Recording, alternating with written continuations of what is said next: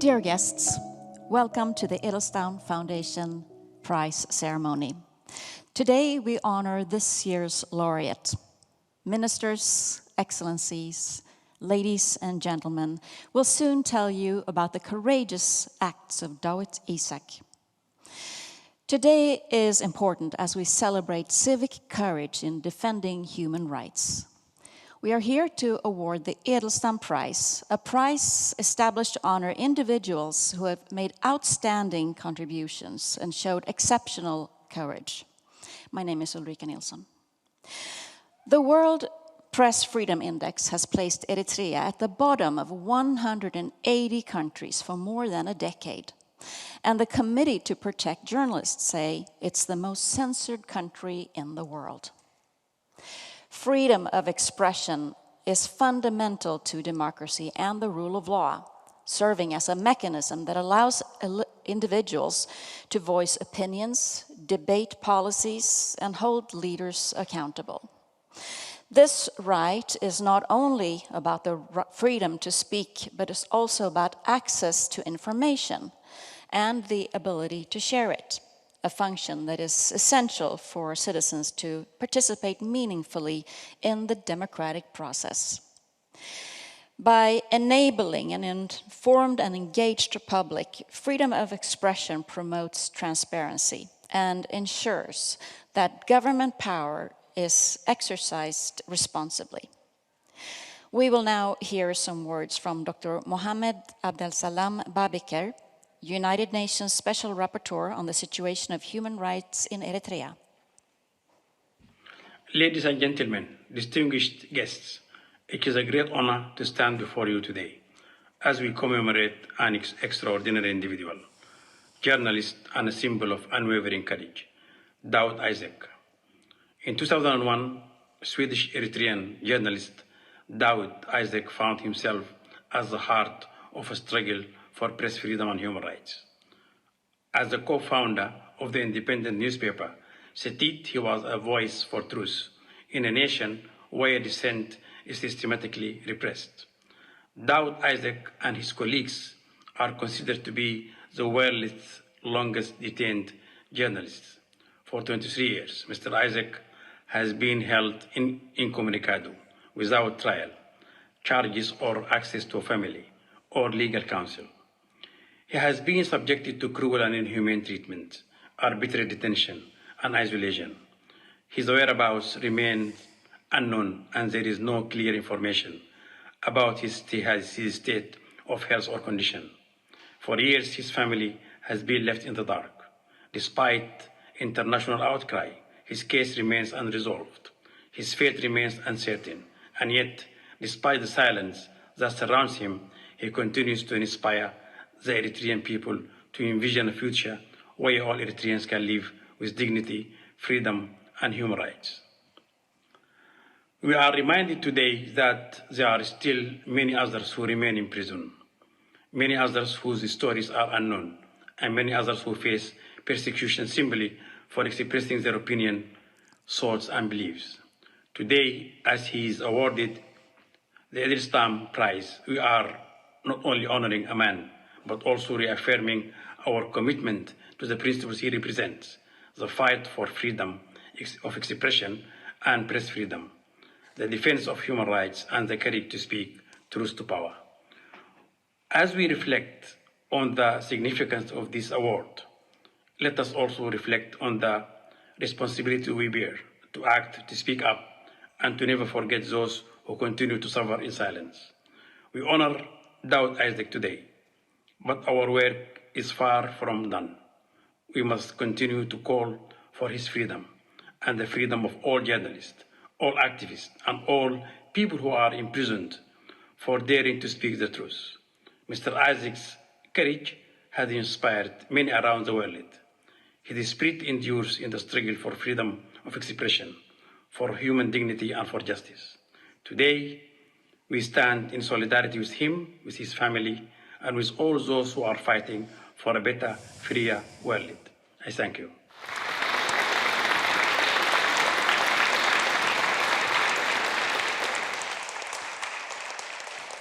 Protecting journalists is crucial in order to guarantee democracy.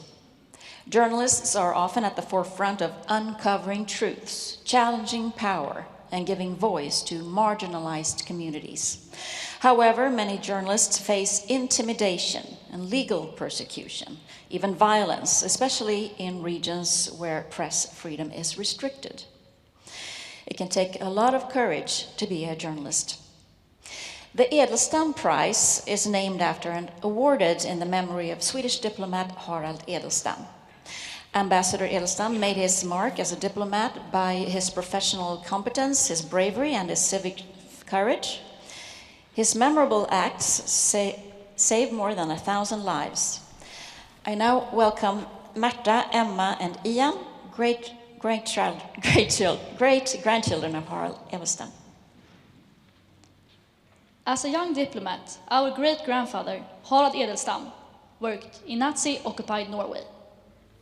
He functioned as a link between the Germans and the Norwegian resistance movement, Hjemmefronten, which came to call him the Black Pimpernel. He smuggled Jews to Sweden and protected them in his private home. The Gestapo finally understood his involvement, and after 2 murder attempts, he had to flee to Sweden. Later, he was a Swedish ambassador to Chile during the time of August Pinochet's military coup in 1973. After Allende was overthrown, my great-grandfather saved more than 1,000 lives by opening up the Swedish embassy, by saving the Cuban embassy from the junta's bullets, by endless negotiations with the military at the National Stadium, by using his intelligence. He also managed to save a whole group of 58 Tumpamaros from Uruguay prisoner at the concentration camp at the National Stadium in Santiago. Harald Edelstam's memory is still very much alive in the world. Throughout his life, Harald Edelstam continued to commit courageous acts. Let's watch a short film about his work in Chile. The narrator is Henrik Jambell, co-founder and former vice president of the Edelstam Foundation. Henrik was one of 2 Swedish citizens arrested in 1973 on the day of the coup d'etat in Chile.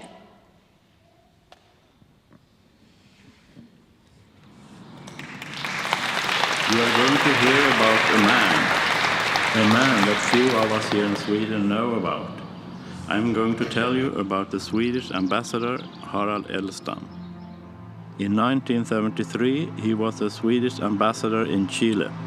Chile was, similar to other former colonies, still struggling with both economical and political problems and injustice. Since 1970, the country had a coalition government with a social democratic policy, with Salvador Allende as president. Allende had launched a reform program disliked by the previous rulers and by US administration. Protest and sabotage was every day more and more common, which created big problems in transport of food and goods. Together with sky-high inflation, this created instability in the country. Under General Augusto Pinochet's command, the military and the police joined together, taking over power in the country. On the 11th of September 1973, the presidential palace in Santiago was bombed. I was there. I saw it all happen. We literally saw democracy being crushed right before our eyes.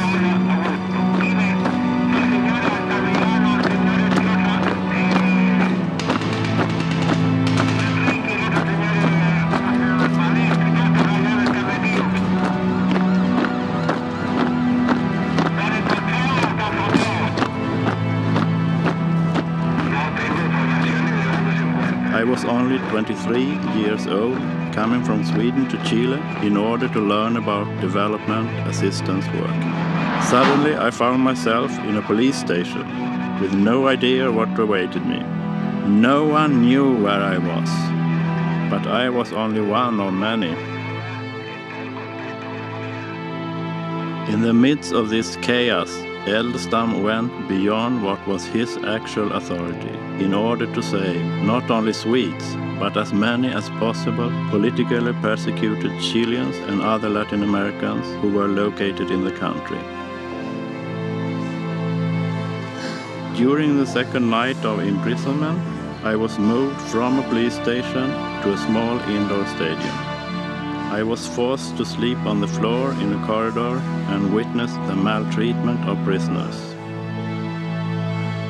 An Argentine, my closest neighbor on the floor, was one day taken away by the military and later presented to us, dead with a bullet hole in his forehead, with the comment, "This is what happened to you terrorists." Many years after, I learned that the Argentine was only an ordinary tourist. After a few days more, I was moved to a large football stadium in Santiago, a national stadium, which had been converted into an enormous concentration and torture camp. I remained locked up there for several days without knowing what would happen to me. One day an officer came by and asked for me. "Your ambassador has been here. He's going to come and get you and drive you to the airport. You will be expelled from this country." The next day was horrifying. I was taken for interrogation, beaten up, and told that I was going to be executed. At that exact moment, the officer who earlier had talked to me about Edelstam came in and said, "This is my man," and took me back to my cell. Later that day, Edelstam came and got me out. But before I was allowed to leave the building, I was forced to sign a statement saying that I had been well treated. By way of using his position as a diplomat, and above all, through his courage, experience, cleverness, and self-evident will to help others, he succeeded to save the life of approximately 1,500 people. All this just in 3 months before he himself was declared persona non grata and expelled from the country.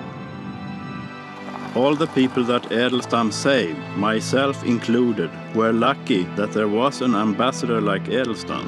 For thousands of other politically persecuted people in Chile awaited torture camps, prisons, concentration camps, and brutal oppression that lasted 17 years. What Edelstam did was both dangerous and damaging to his career, but that didn't stop him from doing what he felt was the only right thing to do. To me, Harald Edelstam is a true hero.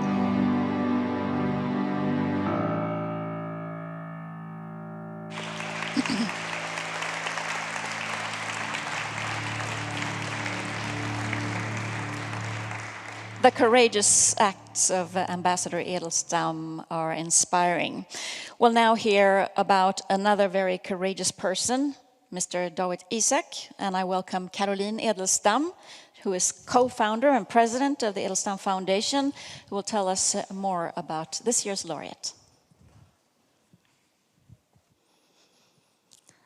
Our laureate, Dawit Isaak, continued his advocacy beyond his personal interest for the principles of human rights and democracy with exceptional courage.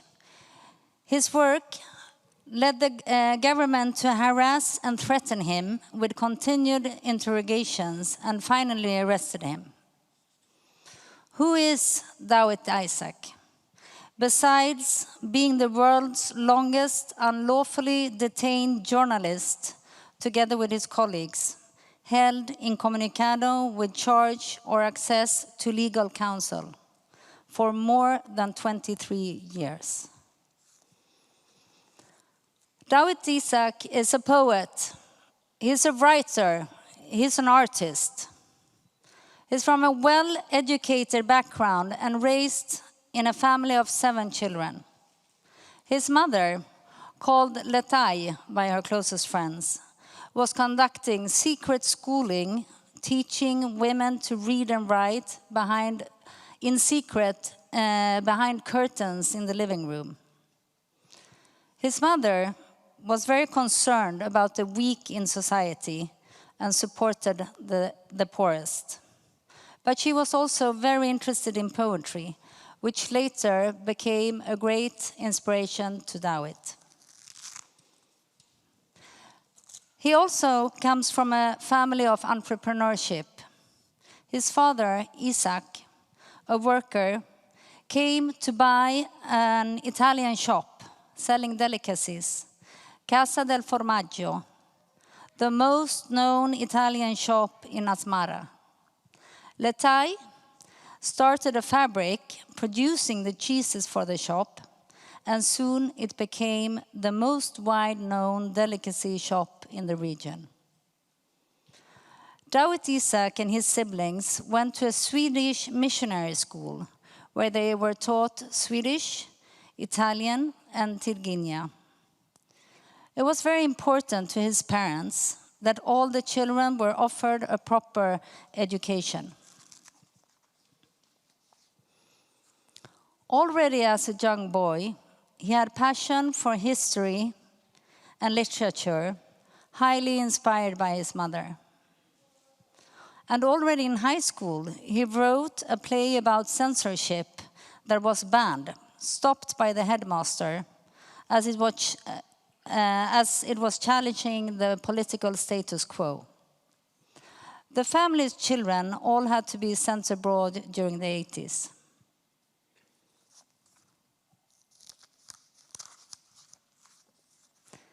Dawit Isaak was in his early years deeply influenced by the social and political changes sweeping through Eritrea. At the age of 21, he fled to Sweden, escaping the Ethiopian conflict. However, his ties to Eritrea and its people remained strong. The reason he fled to Sweden was that he had references from his friends and other exiled Eritreans, and he admires Sweden's free society, the media, the free media, and people's ability to freely express their opinions without being punished about it.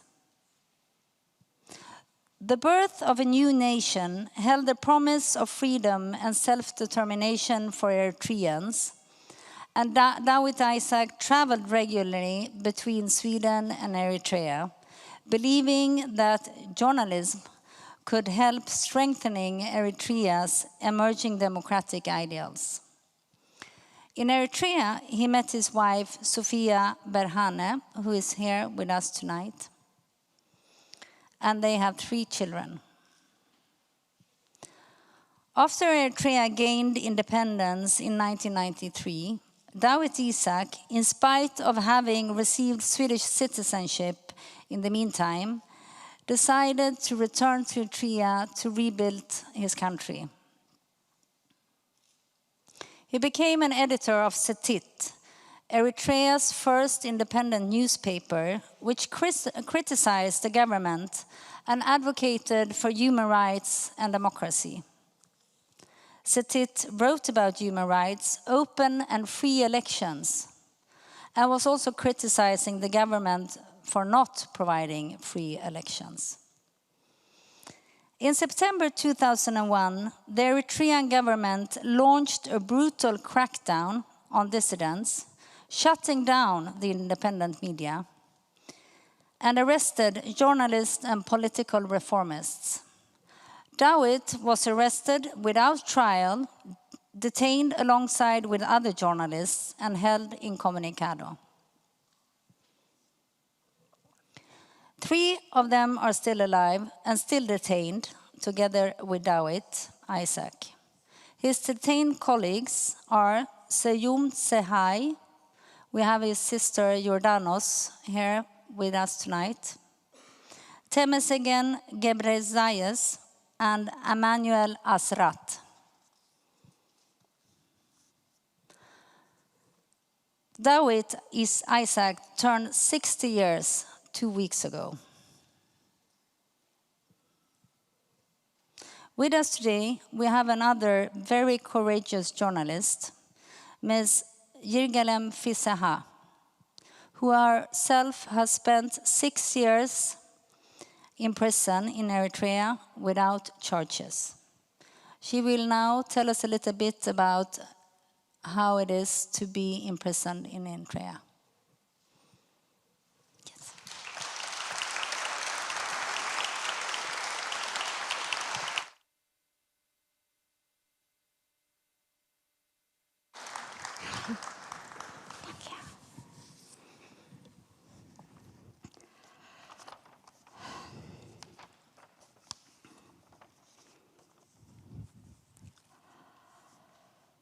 I'm honored to be part of this ceremony, and I'm grateful to the Edelstam Foundation for the opportunity. 5 years ago, in September 2019, I had a chance to attend in Gothenburg Book Fair.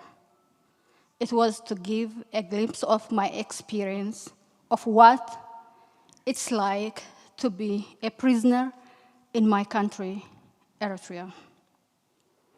In the venue, I joined panels to address Dawood's current situation and viewed portraits of him and his colleagues who are held incommunicado since 2001. Then moved to an installation that replicated Dawood's prison cell and an empty chair that represented his absence. On my return, I wrote my impression of the situation, titled Dawood, the Swedish Guy, and My Fellow Eritrean. I'm going to be reading a few lines from the text. As a series of images of my prison experience began to visit me, standing near Dawood's cell was so challenging. We also visited a space where Dawood and his colleagues were on display. These brothers, friends, and colleagues, who in reality are deprived of seeing each other, reassure and uplift one another in the dark abyss of their country, are now close together in the dignified manner in Sweden, represented by their pictures. And those of us who are not allowed to visit them in the unknown prison in Eritrea had the opportunity to visit them on the display. 5 years later now, there has nothing changed. I feel deep grief that we are in a situation where we cannot even know their whereabouts. As we gather today to honor and recognize the heavy price Dawood is paying for his human and professional rights, I invite each of you to take a moment to imagine how he might be doing and what he might be thinking at this very moment. In the meantime, let me share my prison experience, which was way better compared to the suffering Dawood and his colleagues have been and are going through.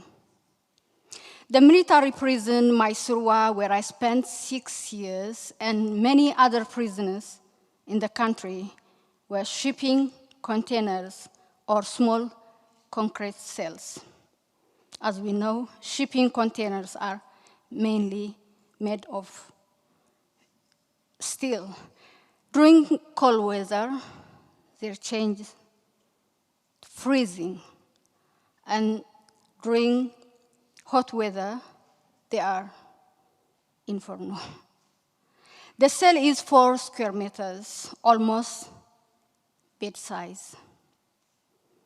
If you are alone, you feel unmatched loneliness. If there are people, it gets unbearable. When the number of prisoners increase, 2, 3, maybe more, people will share such a tiny space for many years.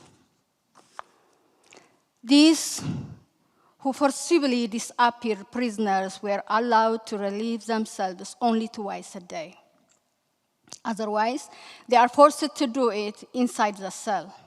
So, the cell is used as a dining room, living room, and toilet. And this goes on for many, many years. Prisoners are not allowed to read or to write, and they do not get proper health facilities. The food provided is inadequate and innutritious. Around every 2 weeks, there is an extensive search to confiscate everything we are not allowed to have, like pens, books, papers, sewing needles, and sanitary pads. No matter how long they are in prison, they are not allowed to be visited by their family members and friends. They are even not allowed to know what is happening outside their cells. As torture and brutal interrogations are routine practices, you will either be subjected to torture or forced to hear the screams of innocent individuals every day. Finally, I believe this deserving prize helps to bring international attention to Dawood's and his colleagues' situation and highlights the heavy price they are paying for defending their human and professional rights. I thank you.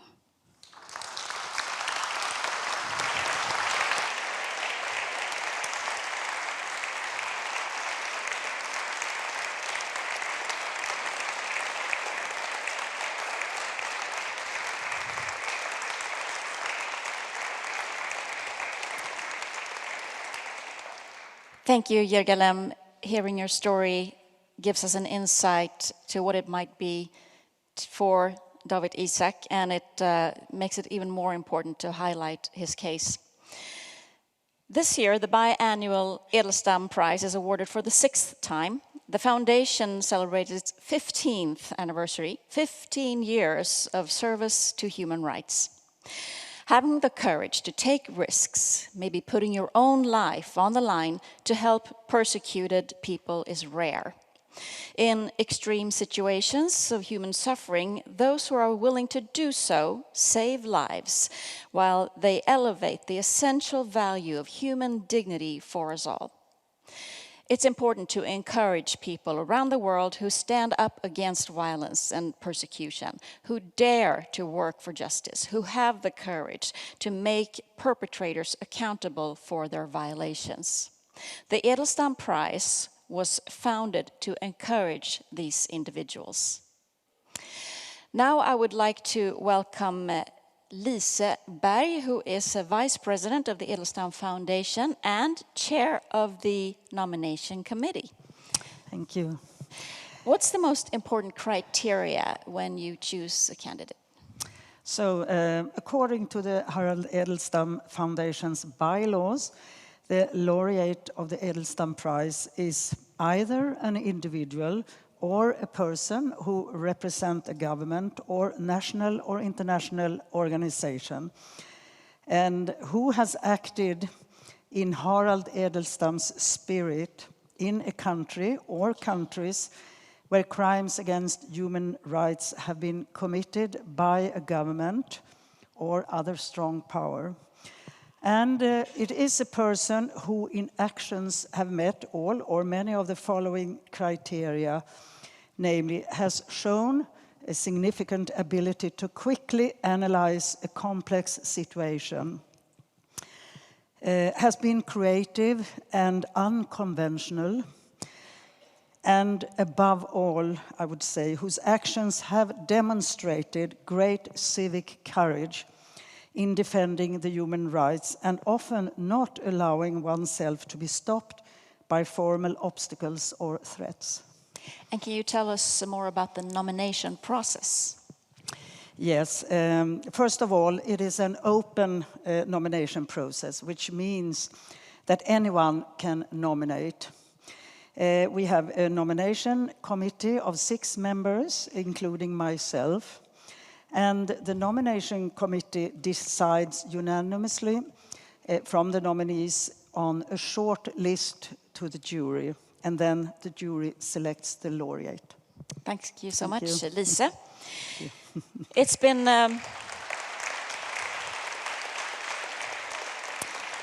it's been 12 years since the first prize was awarded, so let's have a look at some of the previous laureates.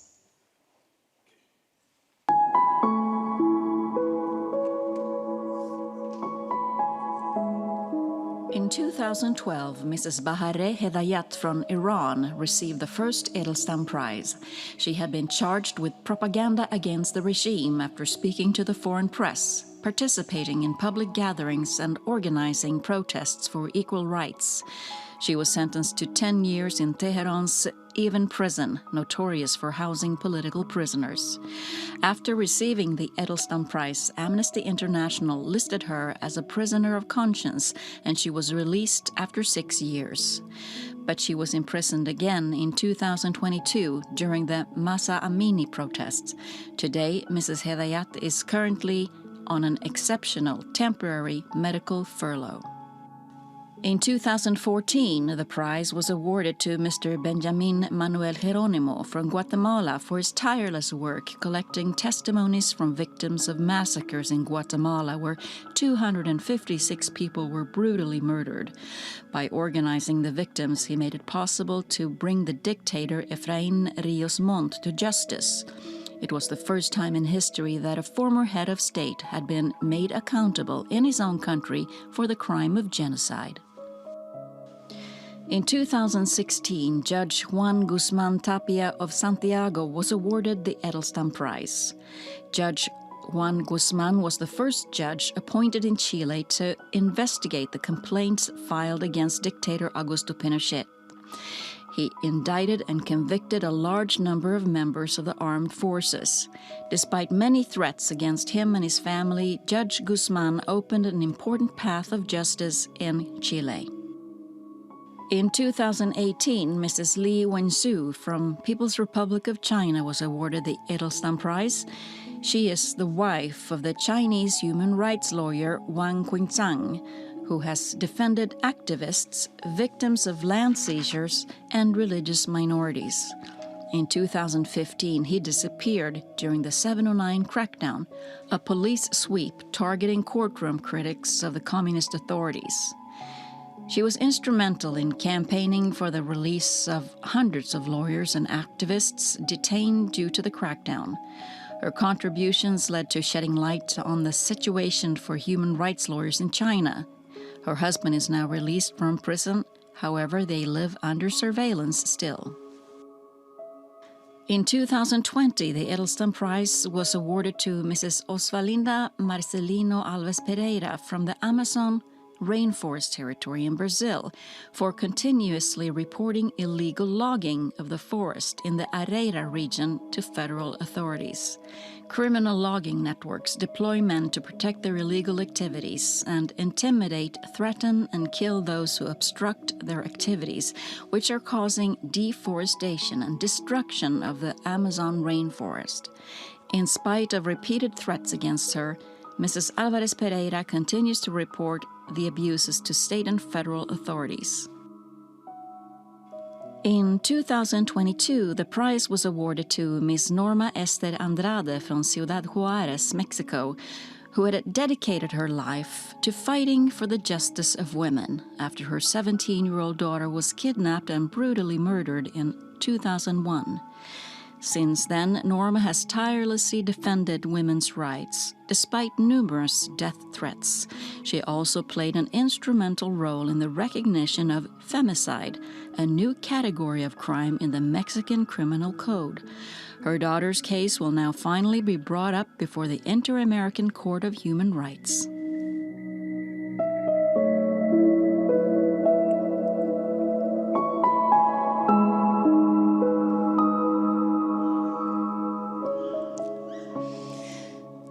Quite a collection of courageous people.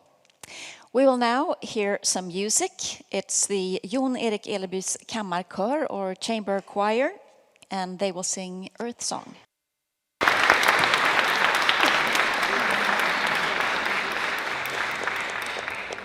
Thank you for that beautiful performance. It's time now to look at the jury who has selected this year's recipient. The prize jury consists of internationally highly prominent people with recognized experiences in the field of human rights. Members of the jury are appointed in their personal capacity and not as representatives of any organization. Members of the jury are Caroline Edelstam, chair of the Edelstam Foundation, Judge Shirin Ebadi, Nobel Peace Prize winner in 2003, Professor Philip Alston, UN former Special Rapporteur Extreme Poverty Human Rights, Magistrate Patricia Linares Prieto, former President of the Special Jurisdiction for Peace in Colombia, Eileen Donahoe, Executive Director, Global Digital Policy Incubator at Stanford University, and former US Ambassador to the UN Human Rights Council. Baltasar Garzón, who served on Spain's Central Criminal Court and is noted for indicting General Pinochet. Dr. Fatou Bensouda, former Chief Prosecutor of the International Criminal Court, ICC. Carolyn, could you tell us more about Dawit Isaak's situation now, please? Yes.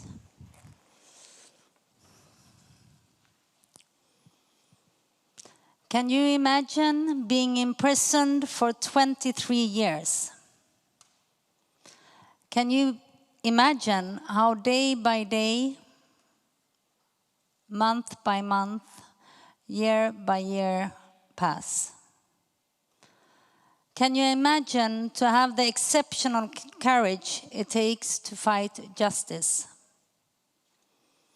There was a brutal crackdown in September 2001 launched by the Eritrean government on dissidents, shutting down independent media outlets and arresting journalists and political reformists. Dawit Isaak was arrested without a trial, detained alongside other journalists and held incommunicado. His arrest was part of a wider government purge, targeting those who challenged the state's authoritarian direction, among them the so-called G15, a group of influential political figures who had written an open letter calling for democratic reforms. This was also published in Setit. Dawit Isaak, all journalists, and the G15 group were subsequently branded as traitors and accused of being involved in an attempt coup d'etat. Can you imagine how you are imprisoned in September 2001, spending 4 years and 2 months in prison? And all of a sudden you're set free, thrown out on the street. Today, the 19th of November, is an important date. On the 19th of November in 2005, Dawit was released in order to visit a doctor. Can you imagine how you call your family in Sweden, telling them that you are free? Can you imagine the relief of finally being free? Can you imagine the trust you put in your government to bring you safely home to your family? To the country you have received a citizenship from, the country you so highly admire for its great freedom of expression and for being one of the greatest democracies in the world. Can you imagine the disappointment when you are arbitrarily arrested again 2 days later? Can you imagine how your soul is being thrown into pieces? How your beliefs vaporize? How everything you ever fighted for, stood up for, advocated for, turns out to be worth nothing. Really nothing but a big black hole in your soul. Minute by minute, day by day, year by year. For 23 years and 2 months. Being exposed to beating, interrogations, torture, having extremely poor health conditions, waiting for a visit. A family member, a lawyer, a Swedish consular authority, a visit from anyone, just anyone. Waiting for a trial, waiting to know what you're accused of. Did we forget about him? No. Did we stop talking about him? No. Did we really do everything to set Dawit Isaak free? No. Because he is not free. And he is not here with us today to receive his well-deserved prize for exceptional courage and in standing up for freedom of expression, one believes, and in the defense of human rights. Let's have a look at a report from news channel France 24 from the last week. Dawit Isaak has been in prison for the past 23 years in Eritrea, without trial, without charge, and with no word from the government about his whereabouts or his health. Isaak set up Eritrea's first independent newspaper, and in 2001 he was arrested after publishing articles calling for democratic freedoms. The current government, led by President Isaias Afwerki, has been in power since the country gained independence in 1993. Under his authoritarian grip, all political opposition has been crushed and any dissent is harshly punished. Now, in recognition of Isaac's courage in the face of this injustice, he's been awarded the Edelstam Prize, one of Sweden's highest honours for human rights. Earlier today, I called Eritrea's Minister of Information, Yemane Meskel, to get a reaction. He told me that this is an old story, that the country has been very clear on its policies, before telling me to stop wasting his time, and then he abruptly hung up. Meanwhile, international organisations like Reporters Without Borders have said that they will remain mobilised until Isaak is released from prison. The award will be handed over to Isaac's daughter in Stockholm on November the 19th. This is just one example of the great global media attention we have seen the past days. It shows the power of and the support of the international community. Democratic countries should put pressure on the perpetrator, in this case Eritrea, which is essential and could have a noticeable effect. Enforced disappearances and persecution of journalists are grave human rights violations.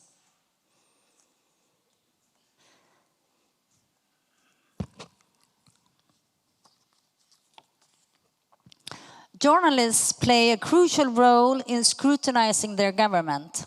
The civil society plays one single role: to scrutinize the power in a country. However, it is quite impossible if a country imprisons its journalist, who is then to actually scrutinize.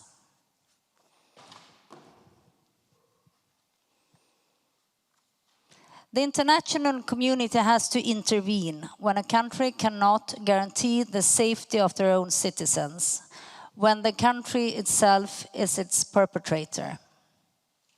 We have to find ways to enforce national and international law and promote accountability for serious abuses of human rights.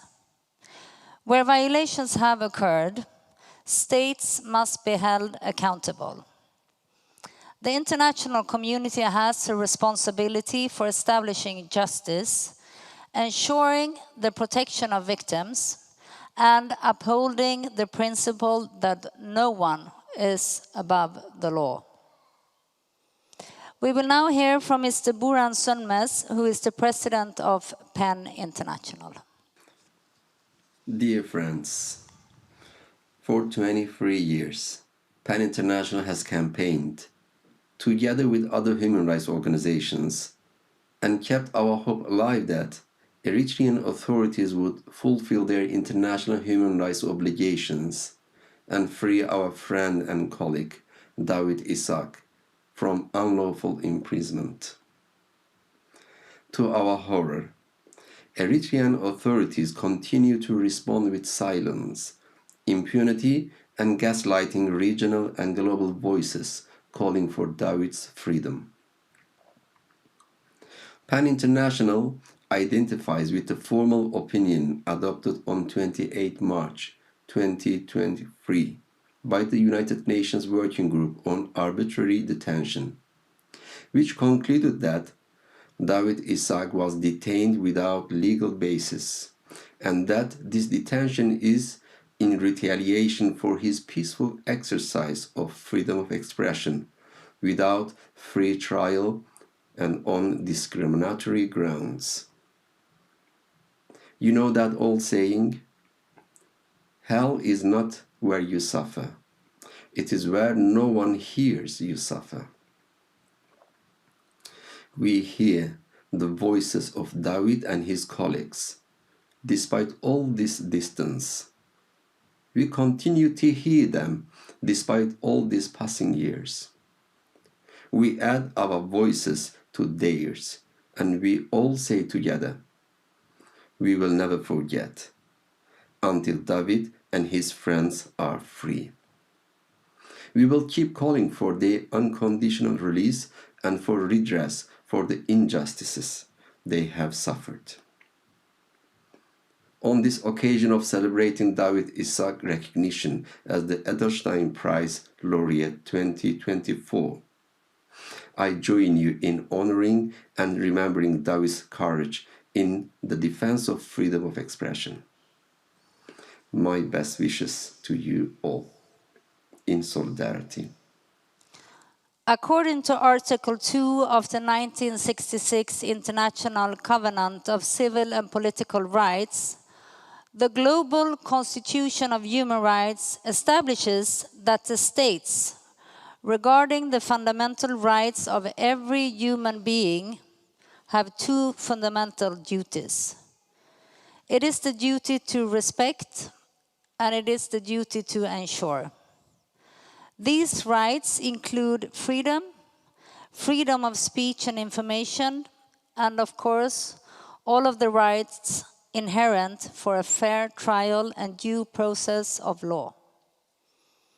Eritrea is failing the duty to respect, and Sweden is not complying enough with the duty to ensure.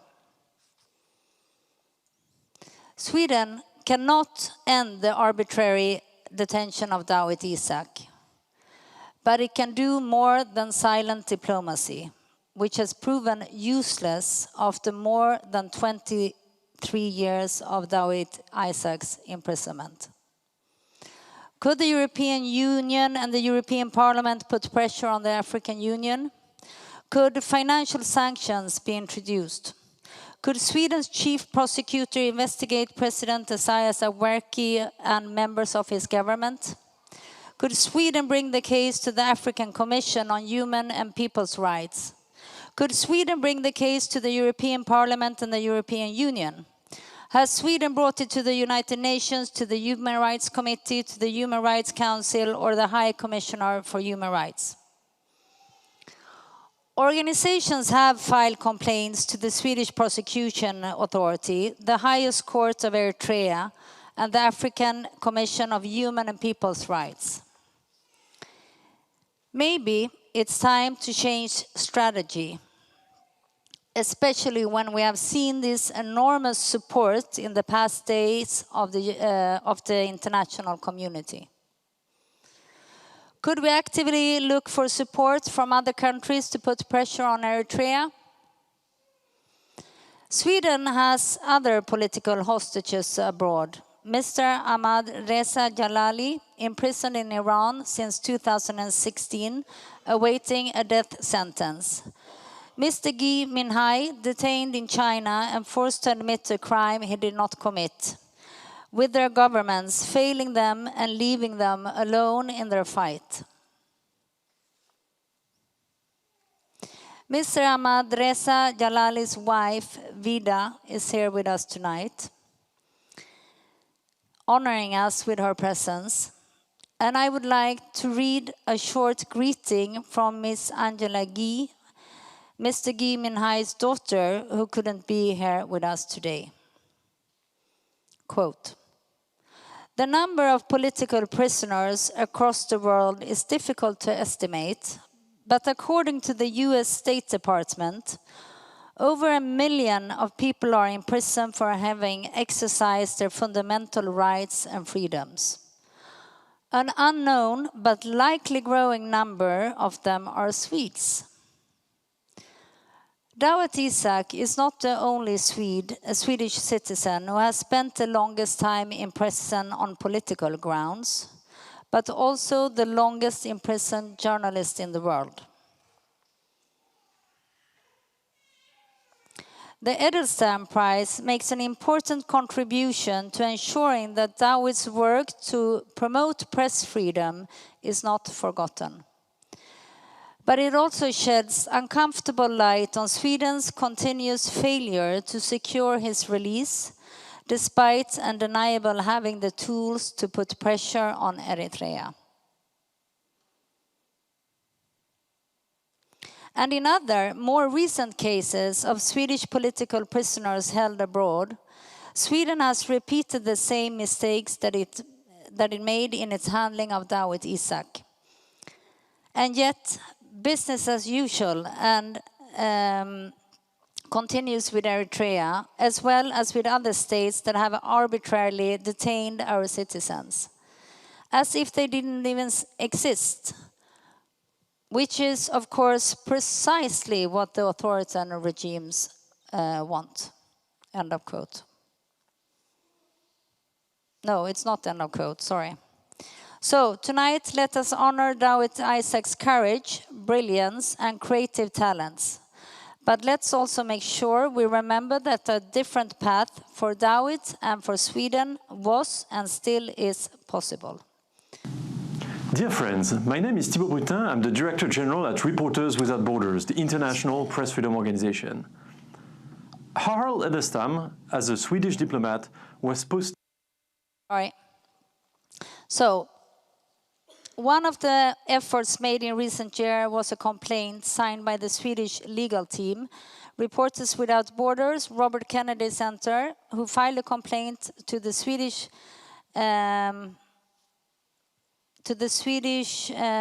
Prosecution Authority regarding crimes against humanity, and finally ended up with the Swedish Prosecutor General, who decided not to open an investigation, as Eritrea was not expected to cooperate.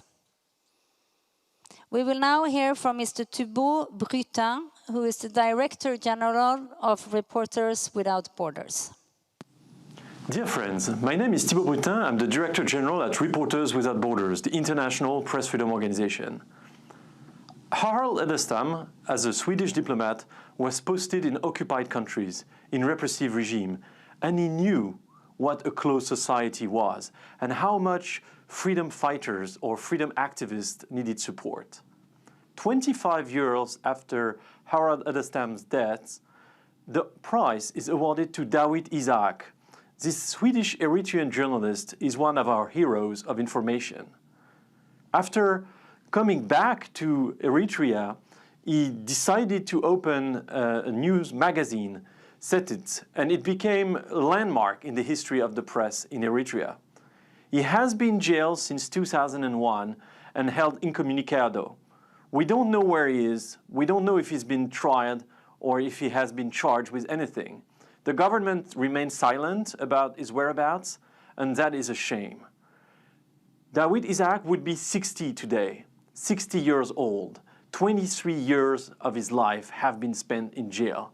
So we are championing his release. We are advocating for Dawit Isaak to come back to his family because he is one of the voices of independent journalism in Eritrea. About 500 journalists are currently jailed across the world. 50 are held hostage, and some 85 have disappeared. So it's about Dawit Isaak, it's about journalism and what it means for society, but it's also about our right to know. So thank you for awarding this very important prize to pay tribute to the courage of Dawit Isaak. In 2020, a new complaint was filed aimed to pressure the Swedish judicial authorities into arresting those responsible for Isaac's fate if they enter Sweden, and, if necessary, issuing international warrants for their arrest with the aim of trying them in Sweden. The complaint was signed, among many, by several international prominent human rights lawyers, including Irving Kotler, former Minister of Justice and Attorney General of Canada, Antoine Bernard, lawyer and senior advisor for international litigation at the Reporters Without Borders, David Matas, Canadian human rights lawyer, Navi Pillay, former judge of the High Court of South Africa, former president of the International Criminal Tribunal for Rwanda, and former judge of the International Criminal Court and former UN High Commissioner for Human Rights. Pansy Tlakula, former chairperson of the African Commission, Bernard Docke, criminal defense and human rights lawyer and member of the Human Rights Committee of the German Federal Bar, Judge Shirin Ebadi, Nobel Peace Prize laureate, and Philip Sands, former president of the English Pen and expert in international law.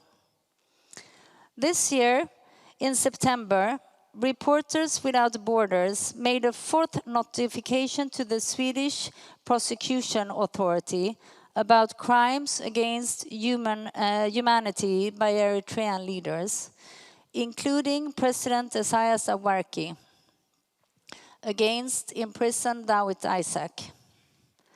The notification was made together with the Swedish legal team, consisting of Percy Bratt and Jesus Alcala. Today, we were reached by the news that Sweden's chief prosecutor said they will not pursue their suspicion of crimes against humanity in this case. Isn't that an irony? The same day that Dawit Isaak is awarded the Edelstam Prize. The Eritrean regime must be applauding. Tick, tock, tick, tock, tick, tock.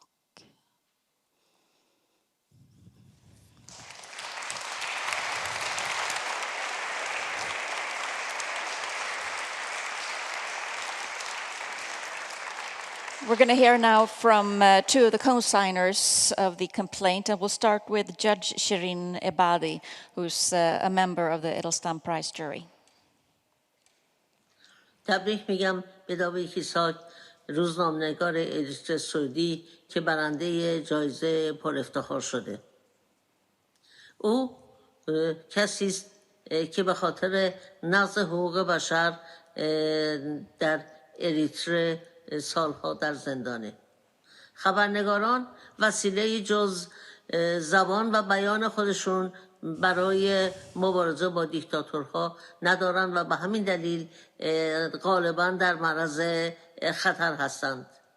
حمایت از خبرنگاران وظیفه انسانی است. ایساک و سایر زندانیان سیاسی و عقیدتی در اریتره را آزاد کنید.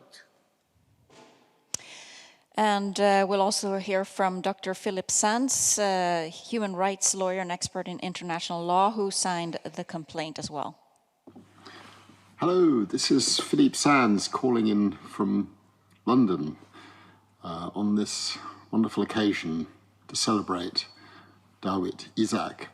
And it's a message for you, Dawit, and for your family and for your friends. It's a way of recognizing that you are not forgotten, that your contribution is recognized and understood and known over the world, that we are there with you, and that you are not forgotten, far from it.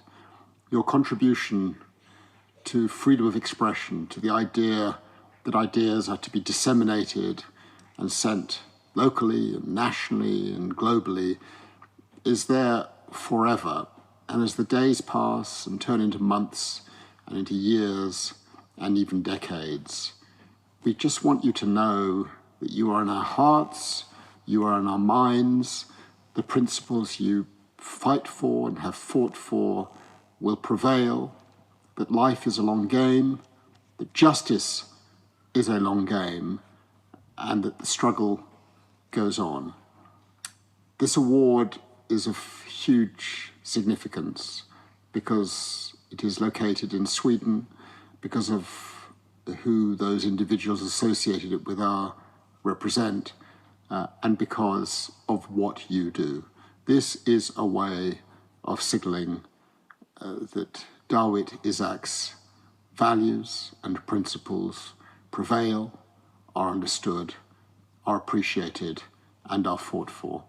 Thank you, Edelstam Foundation, for bestowing this award. Thank you, Dawit Isaak, for what you have done, for what you are doing, and warm wishes to the whole family and to all friends of wonderful, valuable Dawit Isaak. Time keeps ticking. Caroline, please explain how the jury came to choose this year's laureate, Dawit Isaak. Thank you. I will read the motivation. So, Dawit Isaak is an Eritrean Swedish citizen. He was born in Eritrea under Ethiopian occupation and developed a passion for history and literature inspired by his mother. In high school, he wrote a play about censorship that was banned for challenging the political status quo in the country. At the age of 21, he fled to Sweden seeking safety during Eritrea's liberation war and was received as a refugee. The reason that he fled to Sweden was that he had references from other Eritreans in exile and that he admired Sweden's free society, media, and people's ability to freely express their opinions without being punished for it. After Eritrea gained independence in 1993, Dawit Isaak, in spite of having received Swedish citizenship in the meantime, decided to return to Eritrea to help to rebuild his country. He became an editor of Setit, Eritrea's first independent newspaper, which criticized the government and advocated for human rights and democracy. His work led the government to harass and threaten him with continued interrogations. However, he continued his advocacy beyond his personal interests for the principles of human rights and democracy. He did not give up, and for being a courageous journalist, daring to publish open letters calling for democratic reform in Setit, he ended up being arbitrarily arrested in 2001. He was held incommunicado without trial and denied access to family, consular assistance, and the right to legal counsel. Effectively, an enforced disappearance. During a crackdown where 10 other independent journalists were arrested in September 2001, together with 11 reformists. Politicians, members of the Eritrean President Isaias Afwerki's government, known as the G15, urging the government to hold open elections and implement a newly drafted constitution.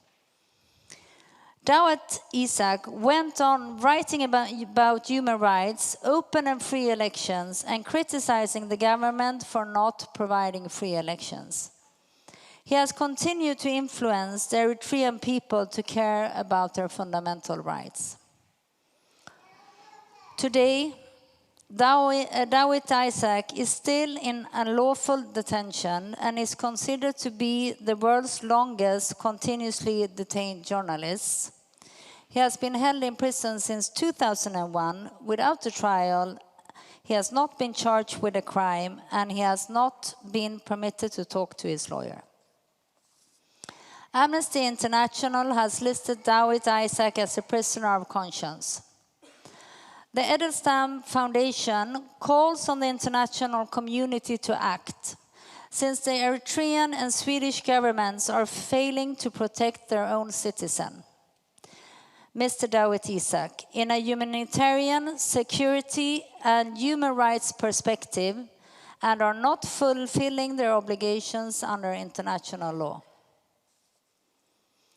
Further, the Edelstam Foundation respectfully asks the authorities of the state of Eritrea to free Dawit Isaak, together with the other still imprisoned journalists and members of the G15, and in any case, to immediately reveal Dawit Isaak's whereabouts and to respect, without delay, his right to be visited and assisted by a lawyer and by Swedish consular authorities. At this point, we would have liked to welcome Dawit Isaak here, but as he can't be here, his daughter, Bethlehem Isaak, will accept the prize on his behalf. Bethlehem Isaak is welcome up on stage.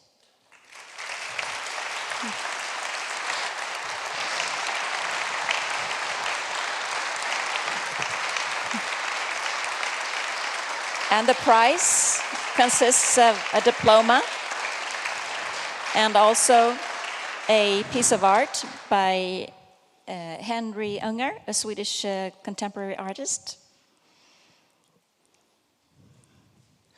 Would you like to say something? Maybe I should just hand over the prize first.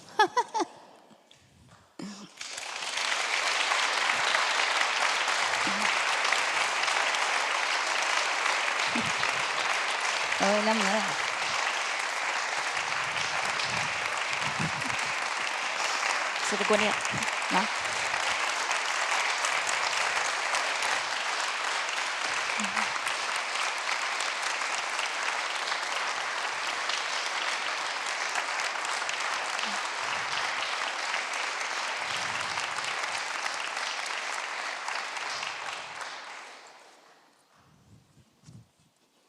I leave the floor to you, Ms. Isaak.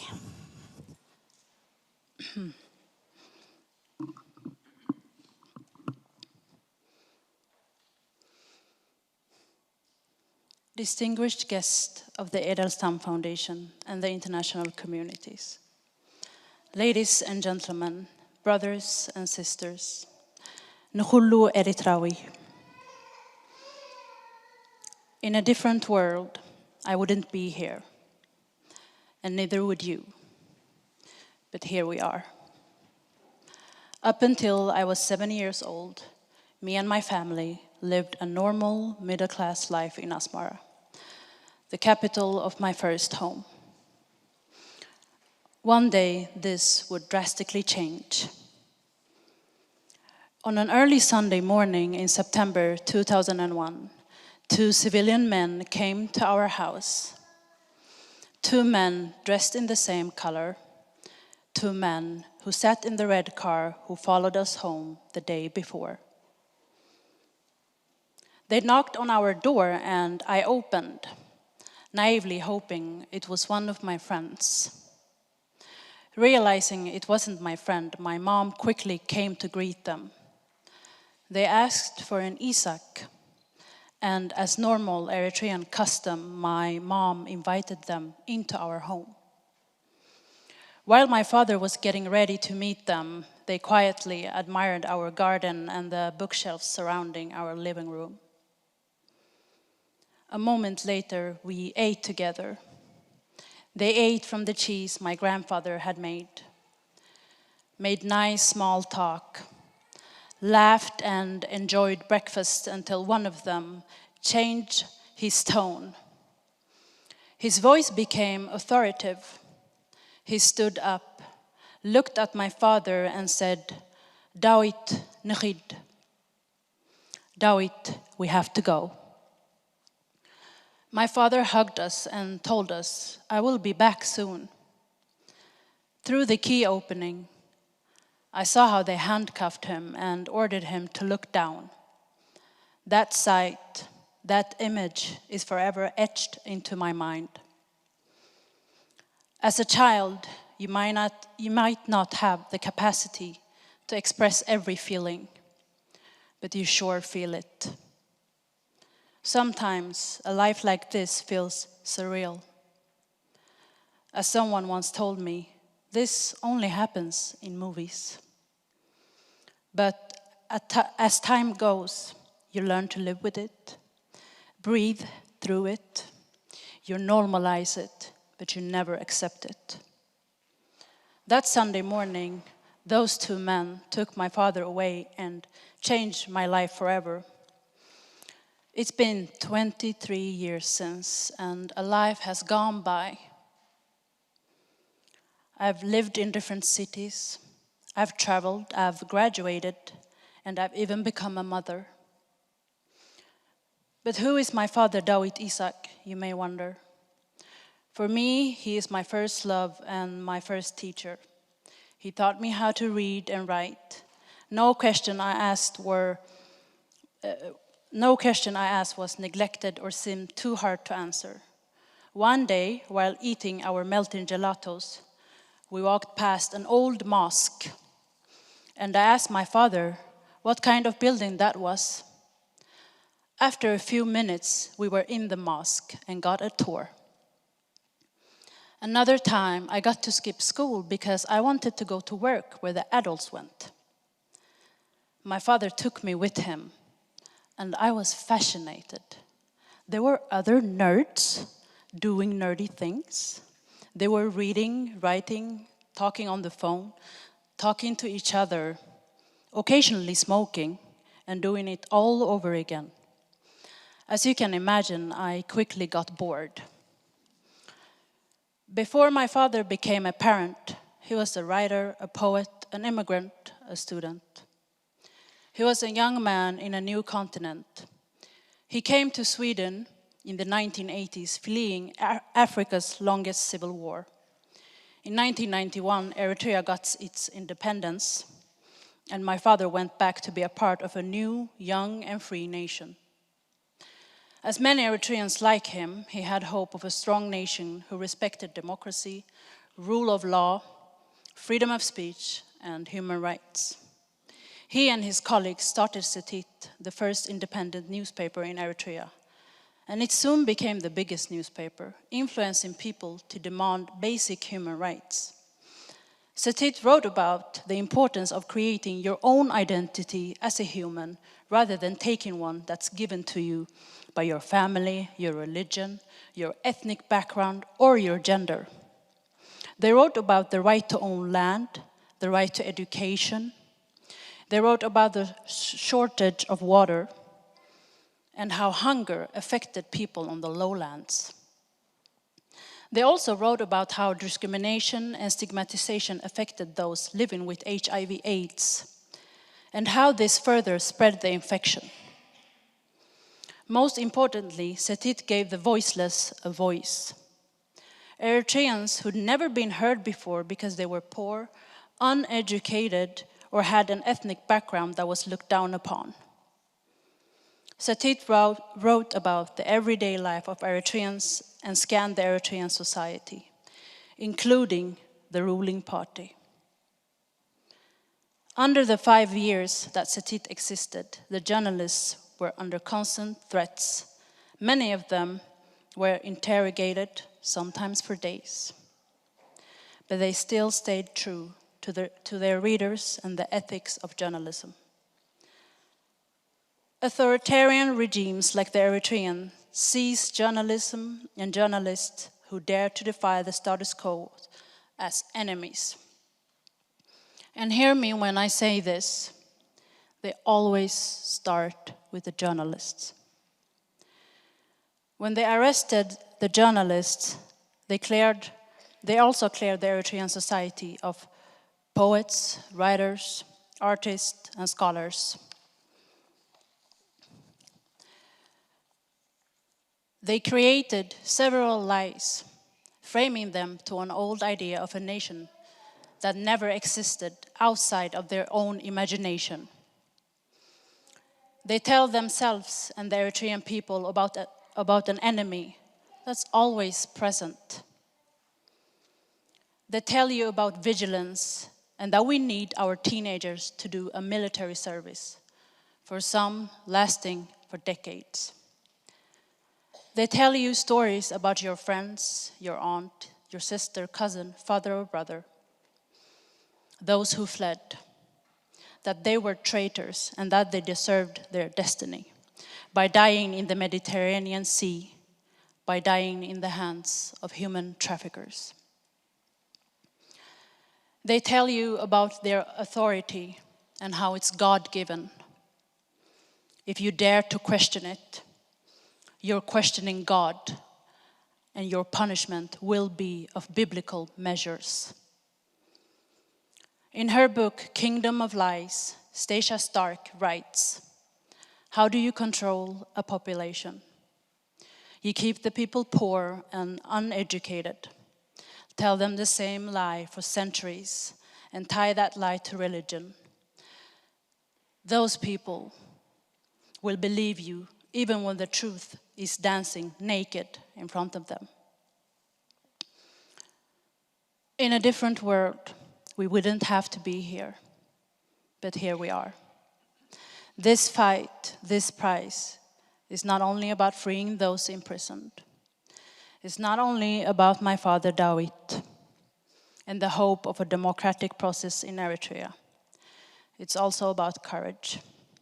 And I just know that the late Mr. Harald Edelstam must be smiling. His legacy is not only living by thousands of people going in his footsteps. It's thriving because of his courageous granddaughter, Caroline Edelstam, and the Edelstam Foundation. This prize is also about remembrance, to not forget those who stand for the freedoms and rights most of us here take for granted. It's about speaking truth into existence and saying their names. Siyum Tsahaye, Dawit Habte Mikael, Johannes Joshua Fesahaye, Amanuel Asrat, Mariana Zoltofa, Ludmilla Shekina, Gu Minhai, Mohammed Oxygen, Aslan Gurbanov, Meskerem Abera, Andrei Famin, Katarina Andreva, Roman Ivanov, Stanis Bujakera, Hatis Duman, Dawit Kabede Araya, Mustafa Gök, Nilufar Hamedi, Kingsley Nyoka, Elahe Mohammedi, Mohammed Abu Zaid, Jimmy Lai, Sai Taike, Ivan Faranov, Dan Kang Yang, Jose Ruben Zamora, Ahmadreza Jalali, Victor Tikai, Ahmed Birsin, Hamid Mahamdoui, Thomas Allan Gambo, Sandra Mahaza, Dawit Isak. Thank you.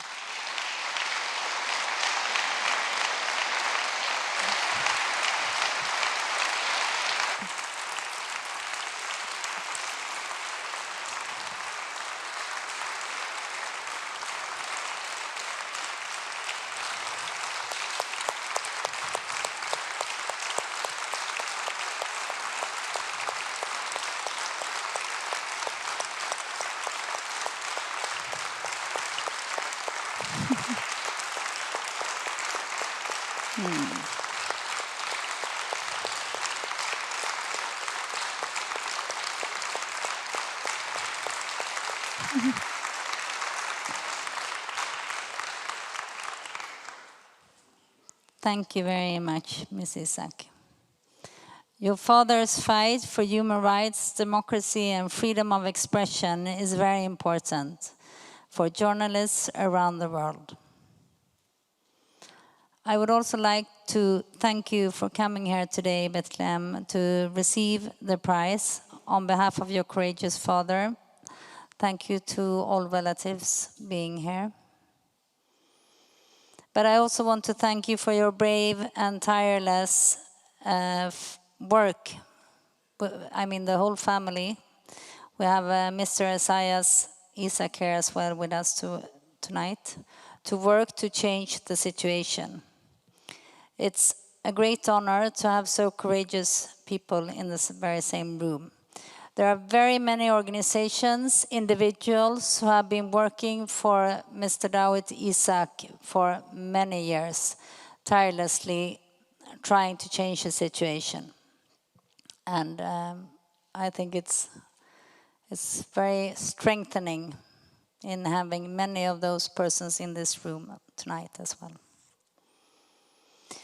We would also like to thank all the fantastic people who voluntarily and tirelessly help and work for the cause of the foundation. Thank you. And we would also like to thank all of you for supporting our work in supporting others. We are grateful for this. It's needed. I would like to thank some of our partners, Eventum, Carl Benett AB, Selhall, Svennerstål, och Partners. And I would like to thank Mr. Henry Unger for contributing with the piece of art for this evening. And finally, I would like to thank you all for being here tonight with us on this important day. Before I will leave, I would like to share a little story with you. I know that Bethlehem's grandmother, Letai, the mother of Dawit Isak, told her a little anecdote after Dawit was imprisoned, which I would like to share with you all tonight. She had met a woman who told her, "Your son is a light and will be surrounded by many, many other lights. Therefore, we will, after the ceremony, all together go down in the garden to light a candle and demand for his immediate release." We will now welcome the wonderful choir, Jon Eriks Elebys Kammarkör. Thank you so much for being here tonight. And they will sing the Swedish song, Nu kommer kvällen.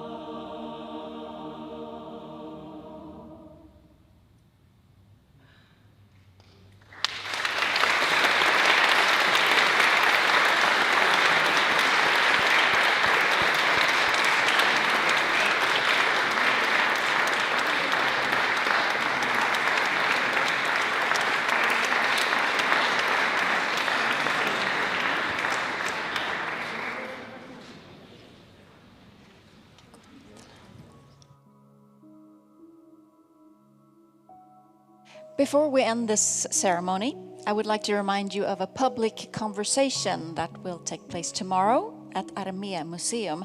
There will be more information about this downstairs.